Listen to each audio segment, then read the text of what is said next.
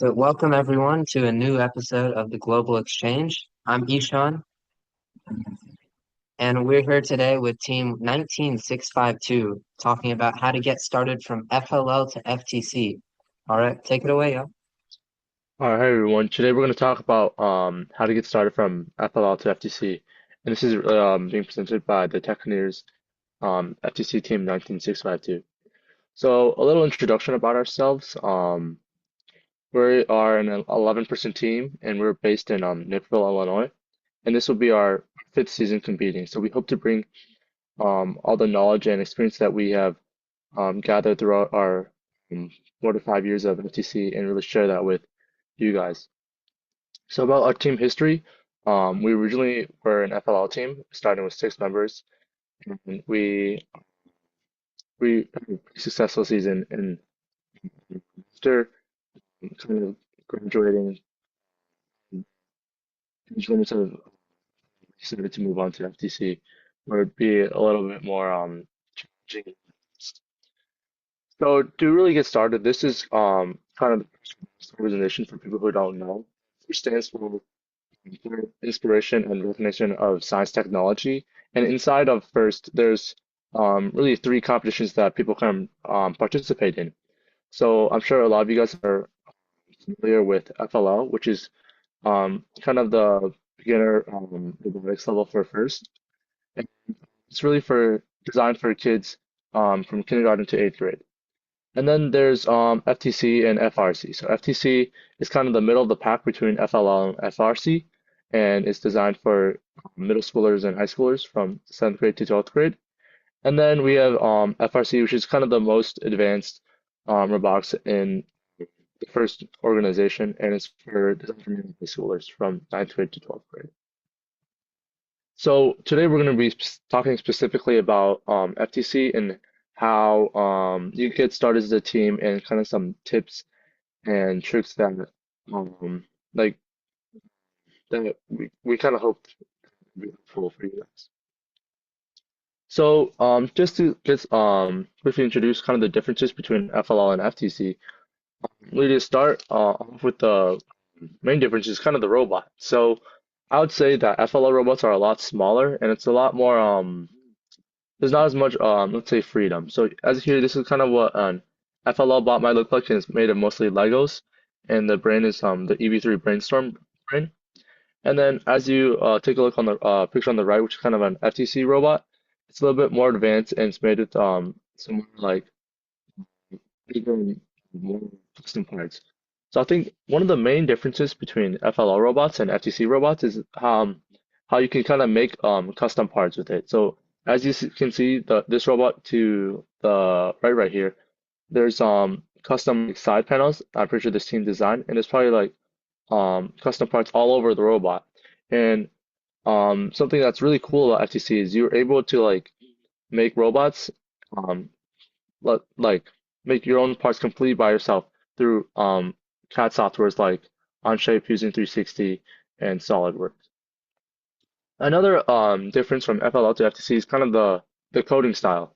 So I'd say in FLL, most of the coding is done through block code through the EV3 software, but in FTC you have a lot more freedom. So although there is block code, or some teams do use block code in FTC, a lot of teams actually use code like Java, because that allows you to do like more advanced,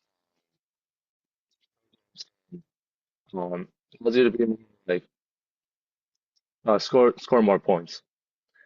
And then some differences between FLL and FTC are the differences. So in FTC, there's actually no project work compared to FLL, but in FTC that kind of gets replaced with outreaching with their community, being ambassador of first projects, and connecting with professionals. And I think something that's cool about FTC is kind of how you're able to connect with other teams throughout the area. And then something that's kind of pretty similar is the judging. So I know in FLL there was actually multiple judging sessions. So let's say you two skits for one for the robot and then one for project work. But in FTC that really gets replaced by just one single judging session. It'd be a 5 minute presentation with a 5 to 10 minute interview. And then on top of the presentation interview, there'll also be a pit interview and an engineering portfolio. And that's kind of how that's kind of decides how you're going to advance and get awards. So, another key difference between FLL and FTC is kind of the gameplay. So here, we have two images. One on the left side is the FLL game, the game map, and then one on the right is the FTC game map. So as you can tell, instantly one is already bigger than the other. But what you can also tell is that for FTC, there is actually four teams in one game. That's because every single match, there are two alliances, and each alliance is made up of two teams. And I know for FTC how it's primarily just like you're running like a bunch of programs and it's all autonomous and it's mostly by yourself. So another cool thing about FTC's game is that the game is split into really three periods. First starting with autonomous, then driver controlled, and then endgame. So autonomous is basically the same as FLL, where you program your robot to do a certain amount of tasks, and then that scores points. But then after that, autonomous, it moves on to driver controlled and then endgame, which is all controlled by the drivers. So I think that that part of FTC is pretty cool. All right, so I'm going to explain a little bit more about this year's decode season, which is kind of the theme for FTC this year. So we have these balls right here, kind of look like pickleballs or wiffle balls, and then these are called our artifacts. And what we'll do for the robots is robots will kind of go around the field, picking up um, both colors of uh, the artifacts and shoot them into this goal. So I know this image is a little bit cropped right now, but there's kind of like a think of it like almost like a basketball hoop, and the robots will just shoot it into this hoop, and then go down this sprint. So the main goal for this season is to actually score points as much artifacts as possible, and then end game it will actually be kind of color sorting. So depending like what color is in order, it'll get you different amount of points. And then, as I mentioned before, the game is split into three periods: 30 seconds of autonomous, 2 minutes of driver controlled, and the last 30 seconds of endgame parking occurs. And what parking means is that when endgame opens up, there's kind of a different set of missions that you can also do to score additional points. So, for example, this year, one of them is parking, and so basically, kind of like there's a marked off section of the field, and if your robot can fit inside that field, you get more points. All right, so really how to start an FTC team. So I'd recommend looking at this First Inspires website. This is a lot of information from the slide was actually gathered from there, and there's a lot of resources that you can use as well. So I'd say the first step to starting your FTC team is finding your um, kind of the team members that you want to do it with. You can do it with, I think there's really no ideal number for it. But I believe there's a max of 15 members, 15 students. But there's really no ideal number. For example, our first year we started off as I believe a five member team, and then we kind of built. Now we're a 11 member team. Uh, yeah, there's really no ideal number, and as long as you kind of fit into the requirements of being into seventh and 12th grade, I think that's okay. And then you need to find a coach and mentor. So um, this actually requires that you have two parent, teacher, or mentors. And so you kind of want to find maybe a teacher in your school, like someone who's interested in your community, who could be your coach and mentor. And then you actually got to register with first. So there's actually kind of a sign up tab on the website, and you got to register a team. And then after you register a team, I recommend finding somewhere to work. So that could be like a classroom in your school, a garage, one of your members' houses, a basement, or even a local library, something where you can meet and do robotics together. And then after that, you've kind of officially started. So let's just explain a little bit about the robot basics. I think it would be helpful for new TC members. And so on the screen right here, we kind of have two pictures of a drivetrain. So my team likes to call them H-shaped drivetrains, form the letter H. There's different like ways or wheels that they have. So the picture on the left is called a tank drive. That's what my team calls it. And then it's basically it's good for like it's like a good basic drivetrain. It can move um on the X and Y axis, but then something uh, like this drivetrain on the right is called a Meccana drivetrain, and it's kind of due to the wheels. And something that's unique about the Meccana drivetrain is that you're able to move X and Y in the X and Y axis, but you're also able to move like diagonally based on like kind of how you move the wheels, which I think that's pretty cool. And I don't think you see that a lot in FLL. And then something that's also really cool about FTC is kind of as I talked about earlier, the custom parts that you can make. So this picture on the right is a custom catted kind of drive assembly, and you can see there's also the Meccana wheels, but now it gives you like when you make it in custom software, it gives you a lot more freedom. So as you can see, this drivetrain is belt driven, and these side plates are all like custom made, probably in like a 3D software. And then similarly, in order for your robot to really function, you need your brains. So in FTC, our brain is called the control hub, and this is a control hub right here, and you can plug in like your motors through these ports, your sensors through these ports, and as well as your batteries. But then what a lot of teams also have is called an expansion hub, and that's kind of like another control hub in where it doesn't function as like the main brain, but you could once you plug it in, you could add like more motors or more sensors if you run out of room. And then the way we start our programs is through something called a driver hub. So this image right here is called the driver hub, and it's almost like a mini phone in where there's where you're able to like kind of connect your driver hub and link it with your control hub, and that's kind of what starts your program. Kind of just some team structures and roles. So I thought this would be pretty helpful to include because I remember my first year at FTC is kind of confusing and all over the place. So there are a lot of roles that you or your members can have. For example, there could be someone for like building or mechanical, someone that's like focused on software, designing the robot or CAD, reaching documentation, and part of your drive team. So this image on our it's kind of like how our team is structured. So we kind of have a captain overseeing the whole entire team, and then we have um, leads in like each subsystem, and then under that kind of just follows a bunch of the roles that each people complete. And this works for us because um, it allows like the we kind of have more experienced members on the leading and the captains, and this allows them to kind of mentor the newer members so they could develop their skills and become leaders in our team. And I'd say that something that's cool also is that even though you're part of, let's say, your notebooker on your team or your language on your team, that doesn't mean that you can't build the robot. That just means you may not have like as much of a leading role in that. So I think that's something cool that you're able to like flow around with your roles.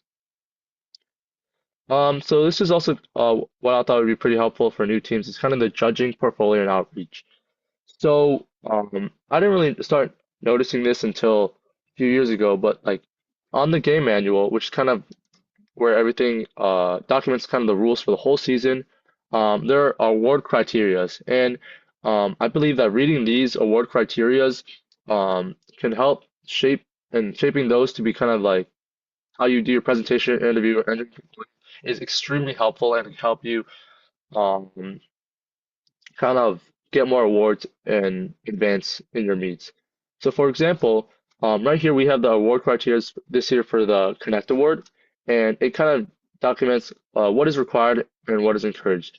So when you're in a presentation for your judging, the the judges kind of have like a checklist, and they're just kind of like they want to like check off the boxes for each of the checklists.